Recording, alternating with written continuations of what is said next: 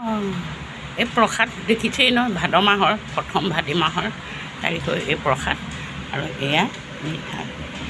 আমাৰ অসমৰ বৰ বৰ নামঘৰ, মণিকূটৰ সিংহাসন ভগৱানৰ। আমাৰ অসমৰ বৰ নামঘৰ, মণিকূটৰ সিংহাসন ভগৱানৰ। হৰি নামৰ ৰসে বৈকুণ্ঠ প্ৰকাশে, প্ৰেমৰ অমৃত নদী। চাৰি পুৰুষাৰ্থ তাহাৰ নিজৰা, হৰি নামে মূল ধাৰা।